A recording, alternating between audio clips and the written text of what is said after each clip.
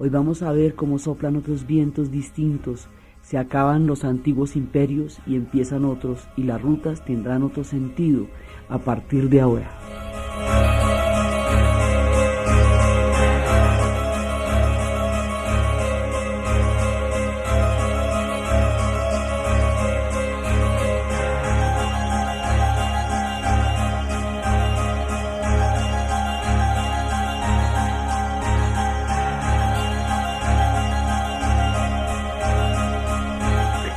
La vez pasada habíamos visto cómo el Imperio Español va a encontrar durante 500 años en Panamá, en el Istmo de Panamá, el punto crucial de todas las rutas. Entonces estábamos viendo cómo primero las descubrieron, o sea, tratando de encontrar las rutas para llegar al otro lado, para poder pasar a lo que ellos, a la búsqueda de Japón y de la India. Después de que las descubren, las consolidan.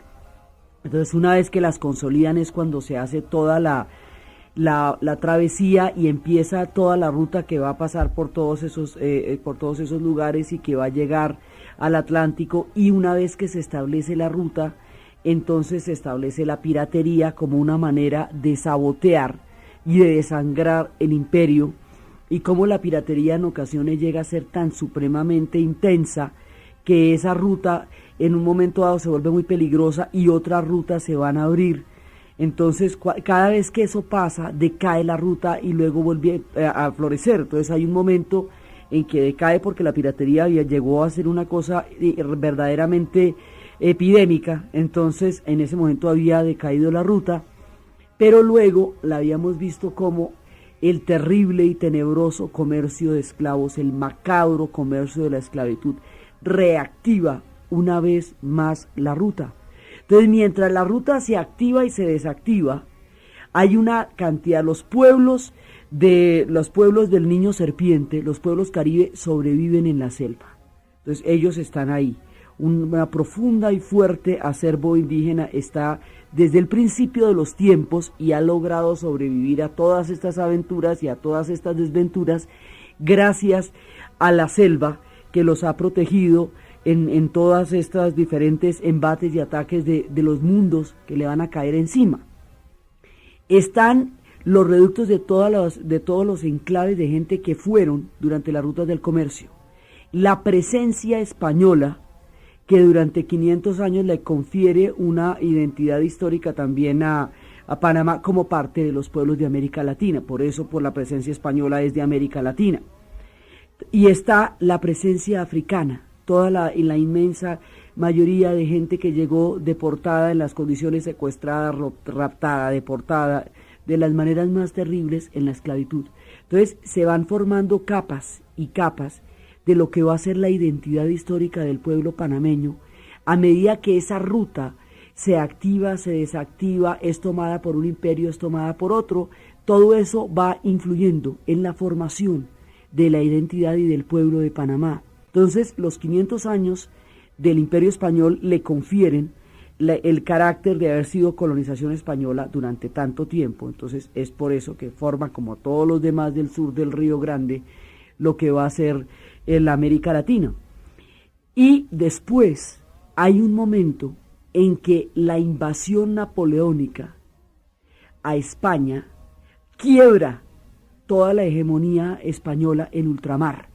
O sea, España queda fracturada por la invasión napoleónica, por el episodio de José Bonaparte, que es el que va a gobernar en nombre de Napoleón, por lo que va a ser el arrestar al rey y meterlo en la junta. Y esa fractura, ellos no van a poder recuperar esa hegemonía, aunque después haya un periodo que se conoce como la Reconquista, en el cual vuelven otra vez a intentar, y otra vez traen los galeones y se dan las batallas, y hay una cantidad de... Ahí es cuando se produce la matanza de los patriotas nuestros, digamos, de la gente que estaba haciendo la primera parte de un proceso de autonomía frente a España, que fue el de 1812. Hay pueblos, empiezan todas las juntas, y cuando empiezan todas las juntas desde 1812, que arrancan de Buenos Aires, de Santiago, de Caracas, esas juntas, algunas ya quedan independientes, como es el caso de Buenos Aires, otras tendrían que encontrar un tiempo más, como va a ser el caso de Colombia. Pero el asunto es que a partir de la presencia francesa en España, se quiebra la hegemonía. Al quebrarse la hegemonía en ultramar, viene el momento de la decadencia de un imperio que durante 2 siglos había sido el imperio más importante del mundo. Había sido el dueño de todo el planeta y el dueño de los mares y el dueño de todo, y los demás lo que hacían era buscar por entre sus rutas algunas posibilidades, pero realmente esto llegó a ser un imperio impresionante. Entonces, cuando el imperio español entra en decadencia, cuando queda fracturado por la invasión napoleónica, las rutas que recorría ese imperio van a decaer otra vez, porque era a través de todo este comercio que se hacía con las Américas que el Istmo de Panamá había tenido toda la importancia que tuvo durante el Imperio Español. Entonces hay un momento en que va a decaer. ¿Qué pasa cuando la ruta decae? Cuando la ruta decae, pues se diezma la población porque se va a todo el mundo, ¿no? Es que eso es un punto, mucha de la población que ha habitado la zona está de paso alrededor de un problema, de una ruta de comercio. Cuando la ruta ya no está, eso se desplaza para otra parte y hay un momento en que casi quedan olvidados de la historia en un momento dado con el quiebre y la fractura del Imperio Español. Entonces quedan muy pocos habitantes, quedan los hombres caribe que siempre van a estar allá, la gente de África que no tiene cómo devolverse y va a crear un mundo allá, y algunos comerciantes que sobreviven en la zona, y va a quedar, digamos, como en un periodo de estancamiento, de aislamiento. Esto pasa con alguna frecuencia, de pronto cambian de rutas, aparece otro tipo de comercio en otras latitudes y entonces queda temporalmente abandonado. Entonces, con la caída del Imperio Español, la ruta queda temporalmente abandonada, pero lo que va a pasar es que los ejes de la historia se desplazan de lugares, de tiempos y de geografías. Entonces, si bien todo estaba enfocado alrededor del Imperio Español durante 500 años, y eso fue lo que le dio el carácter a la ruta durante ese periodo de la historia, y fue lo que hizo que el mundo europeo se le viniera encima al mundo de los pueblos provenientes del Niño Serpiente Caribe. Ahora, el mundo se les va a volver a venir encima, pero por otro lado, y por otros motivos, porque la relación es casi siempre la misma. Surgen historias, ideas, proyectos en otras latitudes que van a encontrar que ese paso resulta vital para sus intereses y eso reactiva la ruta, y cada que se reactiva la ruta, un mundo entero se les viene encima a ellos una vez más, y eso, digamos, oscilan entre los periodos en que los olvidan y los periodos en que los necesitan completamente. Entonces, aquí van a empezar a pasar cosas, profundos cambios que van a empezar a dar la idea de progreso, pero ya no en España. España está ya de espaldas al sol y a la historia, y está floreciendo es Inglaterra. Entonces Inglaterra está floreciendo y Francia también está metiéndose en un proyecto importante. Inglaterra desarrolla la revolución industrial. Inglaterra se inventa la locomotora y la máquina de vapor.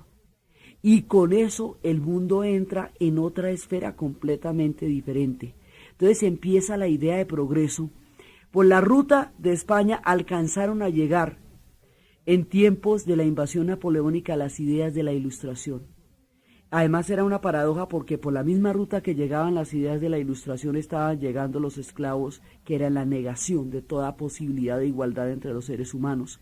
Por esa ruta estaban llegando las ideas de lo que era la Ilustración, de lo que era el progreso, y hay un clima general que va a recorrer ya después todo el siglo XIX, que es la idea de progreso. O sea, la idea de progreso habla de la historia humana como una espiral ascendente hacia una forma de civilización y de cultura más sofisticada, más justa, más beneficiosa para toda la cultura. La máquina, en el momento en que aparece, se ve como una liberadora de todo el arduo trabajo de los seres humanos y como una creadora de un nuevo mundo mucho más articulado. El mundo ya empieza a globalizarse en esta época, un mundo muchísimo más productivo que va a lograr suficientes excedentes para darle de comer a todo el mundo. O sea, la idea de la utopía del progreso es que las ideas de la ilustración van a llevar la justicia y la democracia y la libertad a la política. Estas son las utopías, porque lo que está pasando en Europa en ese momento es una reacción contra la era napoleónica, y entonces viene la época más bien de la restauración y viene la época de una gran represión a todas las revoluciones románticas, pero la idea del pensamiento de la ilustración está huyendo, o sea, la idea de que va a haber un mundo más libre, más justo, democrático, donde el pueblo va a ser el que va a determinar la forma de gobierno y no el derecho divino de los reyes. Todo eso está en el aire, y esto mezclado con la revolución industrial, dicen, bueno, pero entonces vamos a crear, a través de los excedentes que produce el mundo industrial, vamos a crear las condiciones para que todo el mundo coma. Eso no se podía plantear antes, porque sencillamente no se conocía una manera como se generaran suficientes excedentes para que todo el mundo pudiera pensar en la posibilidad de comer. Eso lo hace posible el mundo industrial. A nadie se le ocurrió que la máquina generaría otro tipo de esclavitudes, pero porque en ese momento todo era optimismo. Esos fuertes vientos que están soplando en esas latitudes vienen para acá, vienen para nuestro paso, de la siguiente manera, como vamos a ver después.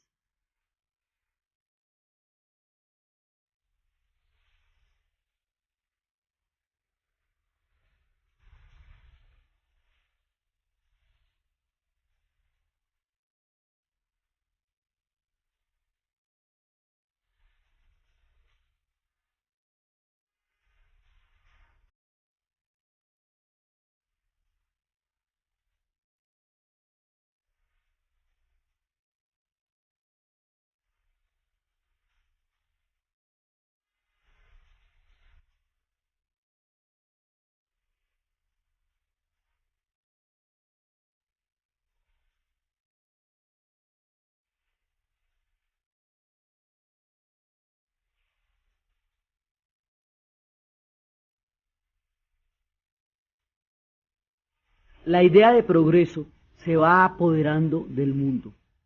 Nadie sabría que las máquinas se esclavizarían también, solamente los movimientos de los románticos sospecharon eso.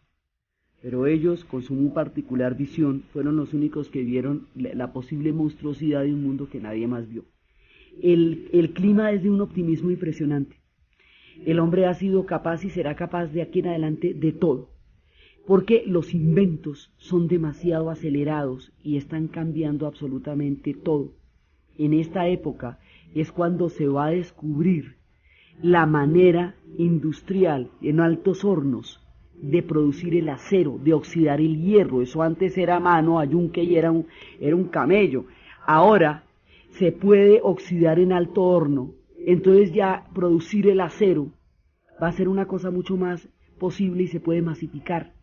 Al poder producir el acero, se pueden hacer los rieles de los ferrocarriles. Al hacer los rieles de los ferrocarriles, el mundo se empieza a conectar. Los ingleses han descubierto la locomotora y empiezan a ponerle ferrocarriles al mundo. Y por el otro lado, digamos, Inglaterra está desarrollando un proyecto gigantesco que lo ha venido desarrollando durante este tiempo y va a florecer en todo el siglo XIX.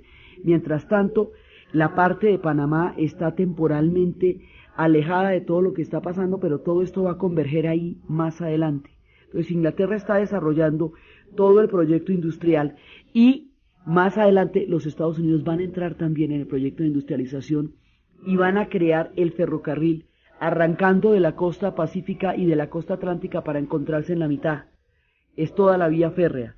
Eso requirió la muerte de millones de chinos que vinieron de ultramar, huyendo de una China resquebrajada por un orden confucionista que moría y agonizaba y no podía sustituir en la sociedad la cohesión y la tradición que el confucianismo había logrado durante 1500 años. Se rompe toda la estabilidad, China entra en el hambre y en la colonización, y vienen millones de chinos que son los que van a construir los ferrocarriles y van a morir en eso millones.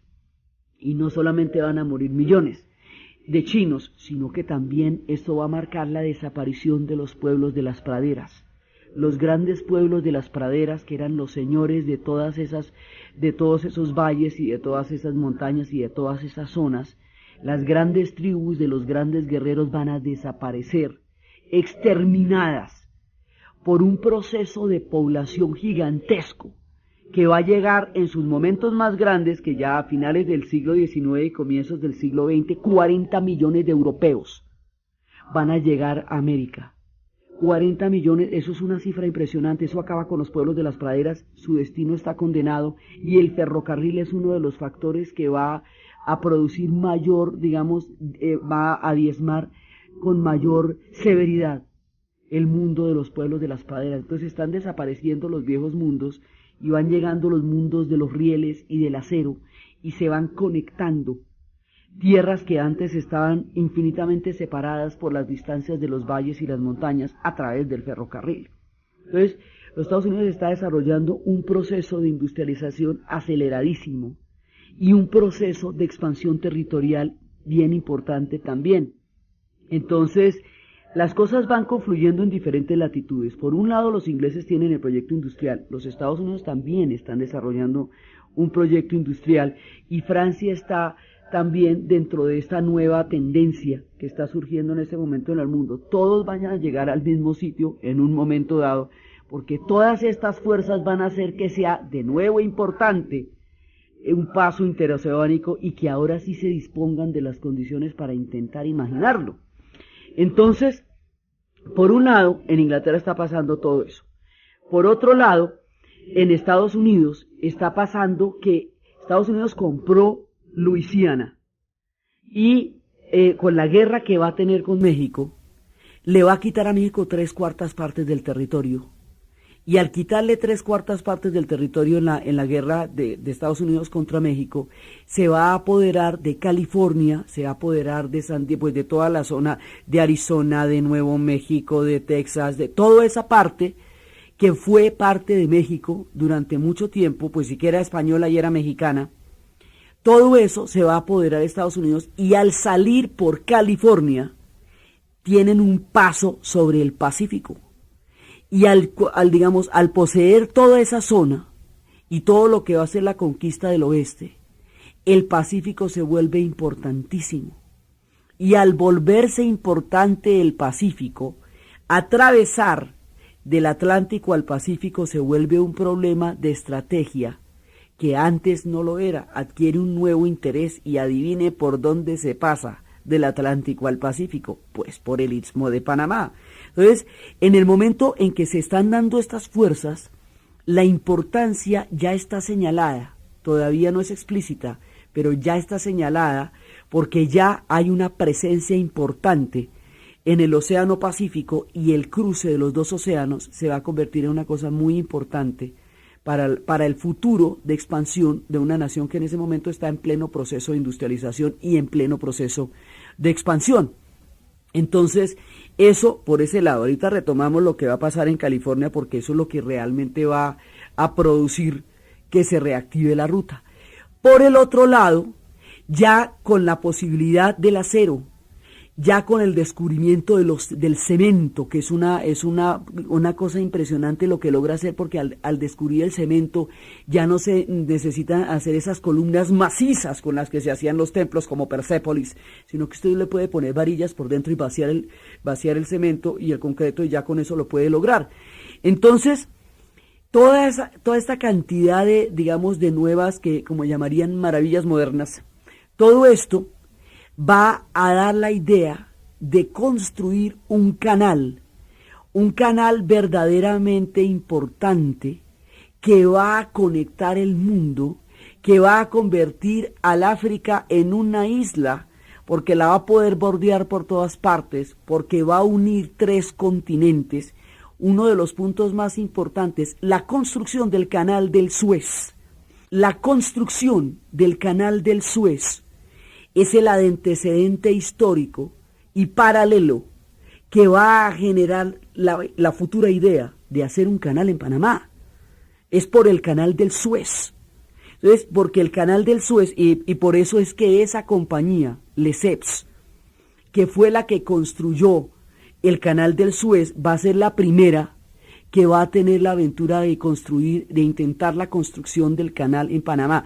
Ya hay antecedentes, los escoceses han desarrollado a través de los lagos un sistema de escaleras de agua, de pequeños canales de escaleras de agua, que es el que eventualmente se va a utilizar cuando se vaya a construir el canal, mucho tiempo más adelante, pero ya hay antecedentes. Entonces, todo esto no puede pasar sin el espíritu del progreso, sin la industrialización, sin el ferrocarril, sin la idea de la revolución industrial, sin la idea de conectar el mundo, de acercarlo, de hacerlo más posible, porque ahí es cuando el mundo se empieza a globalizar, cuando ya empiezan a crearse los ferrocarriles y cuando se construye el canal del Suez. Entonces, cuando se construye el canal de Suez, eso lo van a construir los franceses con los egipcios, pero resulta que los egipcios no van a poder respaldar el capital que significa la construcción de una obra tan colosal como el canal del Suez. Entonces, como no pueden respaldar con capital la construcción del canal, pierden los derechos. Y los ingleses, que necesitan ese canal como respirar porque ese es el que los lleva a la India y porque en ese momento ya se van a dar los pasos hacia los grandes barcos y todo eso, de más adelante cuando necesiten los barcos de vapor, cuando pasen a los barcos de petróleo necesitarán pasar por ahí también, para todo lo necesitan. Entonces los ingleses le compran su parte a los egipcios y entran a administrar el canal en sociedad con los franceses. Y de esa manera el canal del Suez queda en manos de los franceses y queda en manos de los británicos, no en manos de los egipcios. A los egipcios les pasa el canal por enfrente y todas las regalías les pasan por las narices. ¡Chao regalías! Porque van es para los ingleses y para los franceses. Ese canal de Suez es considerado en ese momento una de las maravillas máximas de lo que se puede hablar. Representa el espíritu del progreso. Abre la ruta del Mar Rojo al Mar Mediterráneo, vuelve esa parte de Egipto de vital importancia en toda la geopolítica que va a suceder de ahí en adelante, y cuando un canal de esos se abre, viene la fortuna y la maldición de la mano, porque se vuelven tan importantes que los intereses más complejos de la geopolítica del momento atraviesan el canal del Suez. Por eso es que cuando se vaya a nacionalizar el canal del Suez, pues eso es una guerra. Cuando ya mucho tiempo después Nasser nacionalice el canal del Suez y saque a los ingleses y a los franceses de la administración y del control del canal, pues para poder hacer eso se armó una guerra, la crisis del canal del Suez, que fue la que habíamos visto cómo sacaba al colonialismo de la zona y metía la Guerra Fría también allá. Digamos, cuando una cosa de estas es tan importante, cualquier cambio que se dé altera toda la geopolítica y no se puede hacer sin un gran cataclismo en toda la distribución de la hegemonía de la zona. Entonces, el canal del Suez está funcionando. África se vuelve una isla porque ya usted la puede recorrer por todas partes, ya le puede dar la vuelta por Marruecos, le puede dar la vuelta por el Cabo de la Buena Esperanza, luego puede atravesar el Mar Rojo y por el Mar Rojo atravesar el Mediterráneo y darle otra vez toda la vuelta. Eso no se había podido hacer nunca. Antes del canal del Suez, la única manera de pasar era a través del Cabo de la Buena Esperanza, la Magallanada, ¿sí? Darle la vuelta a todo el continente para poder llegar al otro lado, llegar a toda la parte del Cuerno del África, de Somalia, Eritrea, Etiopía, todo eso. Para poder llegar allá, usted le tocaba, estando en Marruecos, le tocaba darle toda la vuelta en las rutas de navegación para poder llegar a ese lado. Ahora usted solamente coge el Mediterráneo, atraviesa el canal del Suez y ya está en el Mar Rojo, y ahí de una vez ya está en la península arábica y está en el Cuerno del África. Entonces esto es lo que va a dar la idea y la dimensión de la futura construcción de un canal, de un paso interoceánico por Panamá, porque todos los norteamericanos que están en un proceso de expansión tan poderoso empiezan a ver que así como se hizo ese canal es importante, Y los franceses también empiezan, digamos, todos los intereses de la zona empiezan a ver que los dos pasos interoceánicos que comunican el mundo están en Suez y en Panamá, no hay más. Uno comunica los tres bloques continentales de las Américas y el otro comunica el Asia y el África con Europa. Entonces, pues eso sí es blanco, es gallina, lo come, eso van a llegar allá, pero ni crean que no, allá llegan, ¿sí? Porque esas son esas dos. Entonces, el canal del Suez, además, lo que pasa es que, por supuesto, una cosa es hacer un canal en el desierto, una cosa es hacerlo allá con el cemento y otra muy diferente va a ser ese canal en la selva. Eso sí es otro cantar y otra historia. Y el gran éxito y el gran, digamos, la gran fama y el gran prestigio que le dio a la compañía Lesseps la construcción del canal de Suez, los va a hacer sentir lo suficientemente poderosos para intentarlo en Panamá, que es el otro paso, pero allá la historia les va a dar la espalda de una manera terrible, porque allá se van a encontrar con la malaria y eso va a llevar al desastre. La idea de progreso que también nos estaba resultando entre el Mar Rojo y el Mediterráneo y que entre el Atlántico y el Pacífico va a ser a otro precio. Todo esto lo vamos a ver después de la pausa.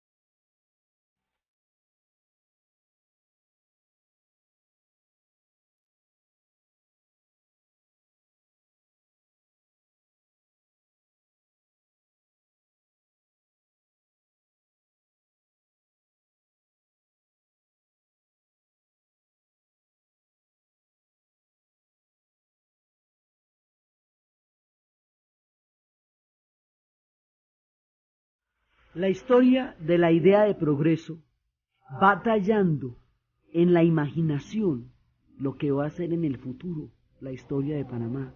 O sea, en el momento del relato, la ruta está olvidada, ahí no ha pasado nada todavía. Pero todas estas cosas están pasando en el mundo. O sea que para allá vamos en algún momento. Entonces, el canal del Suez es el que le hace sentir a los franceses que lo mismo pueden construir un canal que pueda comunicar el Atlántico con el Pacífico y todas las Américas.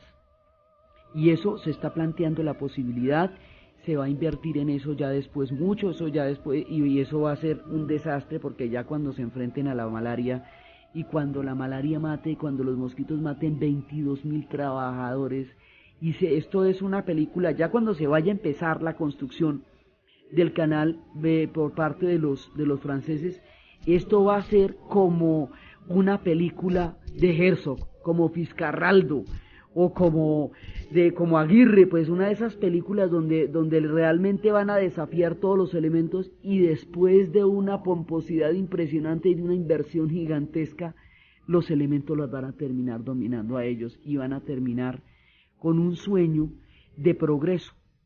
Pero todo esto está gravitando en el aire, o sea, mientras tanto, por un lado, se está desarrollando toda la idea de la revolución industrial y toda la idea de progreso. Eso nos va a llevar a la construcción de los ferrocarriles. Los ferrocarriles van a crear otro tipo de pasos y otro tipo de conexiones que antes no eran posibles. Entonces, están en Inglaterra y están en los Estados Unidos. Los franceses están en el canal del Suez y los ingleses ya han entrado a intervenir directamente en el manejo del canal. Los egipcios se quedan mirando un palmo de narices porque les pasa por delante todo el progreso, les pasan las regalías, pero no les entra nada por cuenta de eso, porque precisamente en eso consiste uno de los dramas históricos más grandes, en poder apoderarse de una manera real de los recursos del canal del Suez. Entonces, mientras tanto, hay otra historia que es la que en verdad va a reactivar la ruta antes de que lleguen incluso antes de que llegue el proyecto de la compañía francesa. Resulta que había un personaje que venía de Holanda y que venía lleno de deudas. Y en vista de las deudas y en vista de que no podía ya, los acreedores lo estaban persiguiendo, ya tenía líos hasta con la policía por la cantidad de plata que debía, coge uno de esos barcos que están llegando a miles, porque Europa se está desocupando en esta época, están saliendo de todas partes, están saliendo los irlandeses huyendo del hambre de la patata, saliendo en tamaños de 4 millones de personas, de 8 que eran, están saliendo de todos lados. En uno de esos barcos se va este holandés y deja a la mujer y a 3 hijos. Ahí los deja abandonados, coge su barco y se va para América a ver qué le va a pasar en América.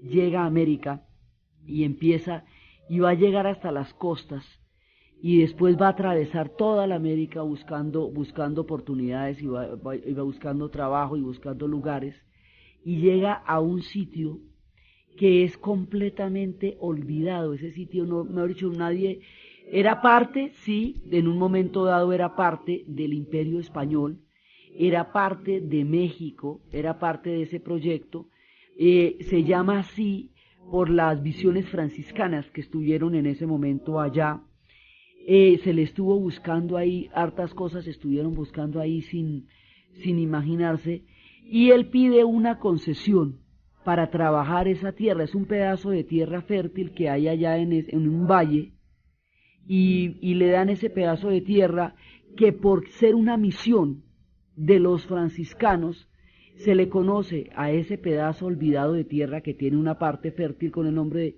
San Francisco. Entonces, este hombre le dan ese pedacito que sí, que bueno, que ese terreno es de él. El tipo se pone a trabajar.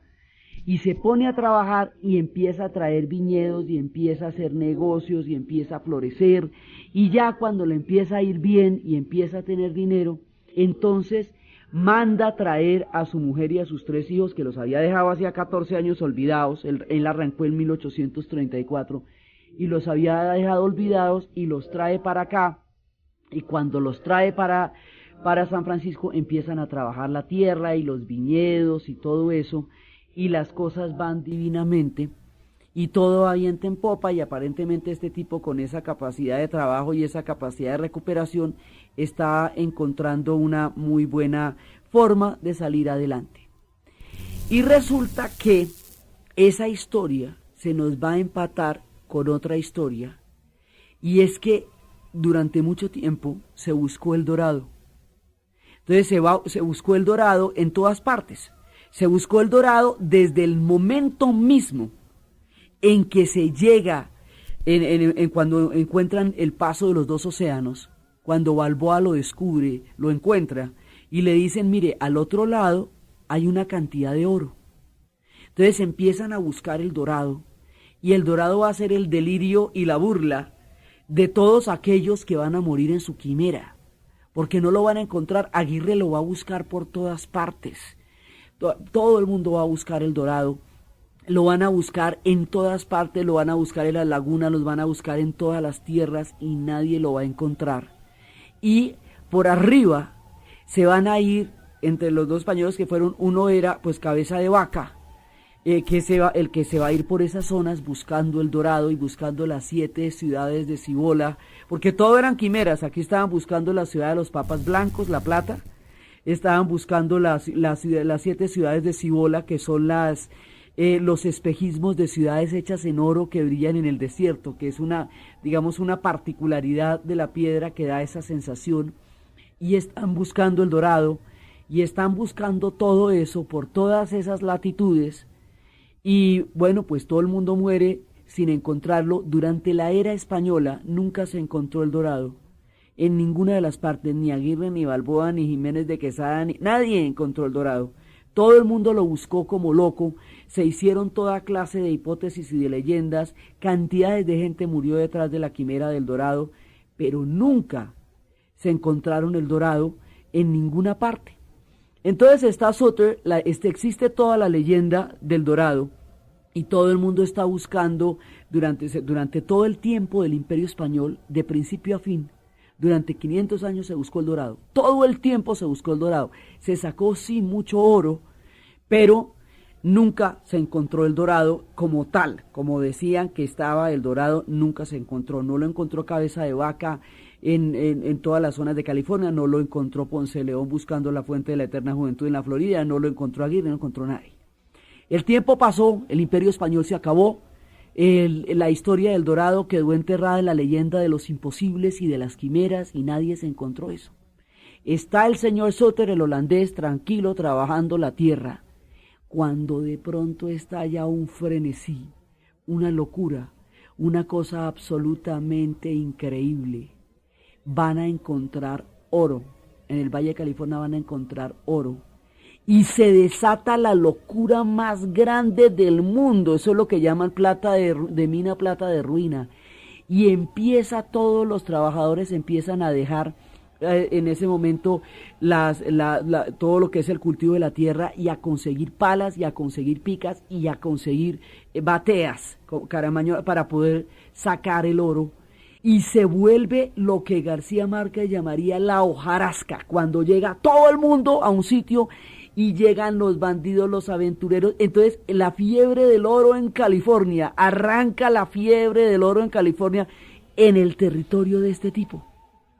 Entonces él dice, pero esto es mío, yo tengo derecho a eso, pero lo arrasan, le pasan por encima, ¿sí? Le va a pasar por encima a todo el mundo. Entonces aparentemente él quedaría muy rico porque es en su tierra.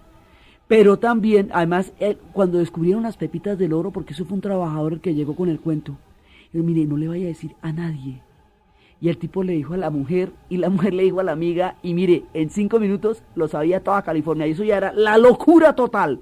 Entonces, la fiebre del oro en California va a atraer mucho más a todos los emigrantes que están saliendo de una Europa llena de ideas de progreso en la cabeza, pero de hambre en el estómago, porque en el siglo XIX, a pesar de que estos pueblos son potencias, a pesar de que son imperios y a pesar de que poseen territorios en ultramar, en todo caso, sus poblaciones en la vida cotidiana sufren unos niveles de hambre muy grandes, y la América es el sueño que conjura el hambre y que hace posible la utopía, y ahora es la fiebre del oro en California.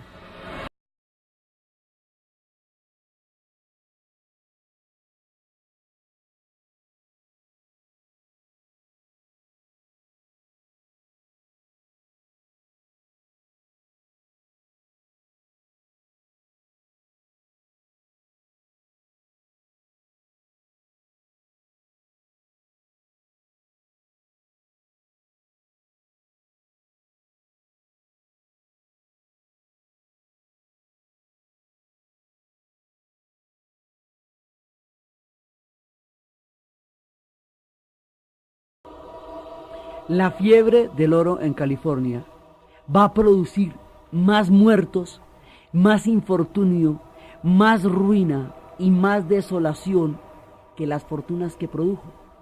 Porque todo el mundo iba y se gastaba eso, recibía sacaba el oro y ahí mismo se lo gastaba en la taberna del pueblo, y surge la famosa historia de la leyenda de la ciudad sin nombre, que son estas ciudades que salen de la nada. Y cuando descubren los aventureros, descubren que donde más oro hay es en las pepitas que caen debajo de las mesas de juego, porque la gente va y apuesta el oro y el polvo va cayendo bajo la madera. Entonces más bien deciden meterse debajo de la madera y encontrar por entre las indijas el oro que van botando los borrachos enloquecidos por haber encontrado oro. Y entonces esto se vuelve una cosa absolutamente impresionante, arrasan con todo lo que había, con los viñedos, con todo, con las naranjas, porque Sutter había empezado los cultivos de cítricos, que hoy, o dos de las cosas que hoy caracterizan a California, el vino y las naranjas. Entonces llegan y acaban con todo, y esto se vuelve una cosa completamente increíble. Y cuando ya se va a crear, entonces va a salir una ciudad completa, que va a surgir alrededor de la fiebre del oro. La gente va a encontrar la fortuna y va a encontrar la ruina en el mismo sitio y en el mismo día. El dorado sí existía. El dorado estaba en California, era todo ese oro, y por supuesto era parte del imperio español cuando lo estaban buscando. Pero no serán los españoles Ninguno de esos hombres que se fueron detrás de las quimeras, atravesando las selvas y atravesando los grandes ríos y moviendo las montañas, lo vería jamás. Lo vieron unos trabajadores que estaban sentados al lado del río en otro tiempo, en otra época, cuando ese territorio pertenecía ya a otro pueblo distinto. Ya después de la pérdida de la guerra de México con Estados Unidos, México pierde todos esos territorios, le son arrebatados, Estados Unidos entra a tomar parte de posesión de todos esos territorios, y es en esa época cuando ya eso es parte de los Estados Unidos y cuando llegan las oleadas gigantescas de migraciones europeas que se encuentra el famoso dorado, y el famoso dorado es la fiebre de oro en California. Entonces llegan esos barcos enloquecidos de Europa buscando la manera de encontrar el oro de la forma más rápida posible para hacerse ricos de un día para otro, de la forma más, digamos, sin importar nada. Entonces a este hombre lo arrasan, él pide lo suyo, ahí surge una ciudad, y cuando surge una ciudad, que se va a volver una ciudad grande, el tipo tiene el papelito que dice que él es el dueño de la ciudad de San Francisco, porque además eso era verdad. Pero como eso ya es una ciudad que se ha desarrollado alrededor de la locura del oro, entonces los habitantes, lo más increíble de todo es que cuando él va a hacer la reclamación ante la corte falla a su favor y le dice que sí, señor, que la ciudad de San Francisco es de él. Pero la gente de San Francisco se vuelve loca de la rabia porque no va a aceptar que él sea el dueño de la ciudad, y los van a atacar, y en el ataque van a morir 2 de sus hijos, y el otro va a salir huyendo. La mujer murió entre todas las penalidades de lo que estaba pasando durante la época de la fiebre del oro, y nunca le van a dejar reclamar la legitimidad del título de ser el dueño de San Francisco. Entonces el hombre, ya con toda la familia diezmada y el espíritu quebrado, pasa el resto de la vida con el papelito frente a las cortes que dice que él es el dueño de la ciudad de San Francisco. Y después de haber sido uno de los hombres más ricos del mundo, aparece como un pordiosero en unas escaleras, sentado siempre ahí. Ya todo el mundo se burlaba de él, los niños se burlaban de él, todo el mundo lo miraba como una figura pintoresca, y un día le da un infarto en las escaleras de los tribunales con el papelito en la mano diciendo que él era el dueño de San Francisco. Su vida se volvió la obsesión por reclamar esa ciudad, que cada día se volvería más pujante, que haría mirar toda una proyección de esperanza y de progreso hacia el Pacífico, que atraería todas las grandes migraciones de Oriente también, no solamente europeas, sino chinas y japonesas, cuando empiezan estos pueblos a abrirse a la brava, como los abrieron ante el mundo. Entonces este hombre muere en las escaleras de los tribunales con su papelito que decía que él era el dueño de San Francisco. Mientras tanto, cuando todo esto ha pasado, a todas estas uno dice, bueno, pero entonces está construido el canal del Suez, está la idea de progreso, está la locomotora, están los ferrocarriles, está el cemento de Portland, está todo el proceso de industrialización de los Estados Unidos. ¿Y qué ha pasado con Panamá? Entonces resulta que en Panamá, que haya quedado reducido a unas proporciones mínimas en el momento en que ha caído el Imperio Español, ya hace tiempo, y que pasa todo el siglo, digamos, toda esa parte de finales del siglo XVIII y comienzos del siglo XIX, la va pasando ya después de que ha decaído todo el comercio de esclavos, se ha caído el Imperio Español, ya se ha perdido la hegemonía de los mares. Después veremos estos procesos al interior, cómo se dieron. Pero al exterior, en términos de rutas, hay un momento en que esto quedó abandonado aparentemente por un periodo de tiempo en que quedó reducido a la población mínima que estaba en ese momento en el Istmo. Cuando de pronto llegan unos tipos enloquecidos, así con los pelos parados, frenéticos, con los ojos desorbitados, se bajan de un barco 700 veces, no había vuelto a llegar un barco nunca, eso estaba ahí solito. Y de pronto se bajan enloquecidos, con los ojos la mirada estrábica de la locura, preguntando en un barco de los que llegaba, que hacía mucho tiempo no se veía, se bajan 700 personas, preguntando cómo se atraviesa la selva para llegar a California. Entonces la fiebre del oro en California, porque la gente desembarca por el Atlántico y necesita cruzar por la selva hacia el Pacífico para poder llegar a California. Están llegando en esos grandes barcos. Entonces, por un lado, la ruta era o por Nicaragua o por Panamá, pero la de Panamá era la más rápida, la más brava, la más peligrosa porque estaba la selva de por medio, pero era la más rápida. Entonces los más bravos, los más aventureros, los más afanados, los forajidos, los que no tenían nada que perder, van a cruzar la selva, y así, con estos locos que van llegando buscando fortunas, se reactiva la ruta, porque para poder sacar el oro de Panamá se les va a ocurrir la idea de hacer un ferrocarril, y al hacer un ferrocarril se reactiva la ruta por la vía de la idea del progreso, y después del ferrocarril se les va a ocurrir hacer un canal, y mientras tanto empiezan todos los proyectos históricos a ebullir, la ruta se ha abierto de nuevo sobre la locura de la fiebre del oro.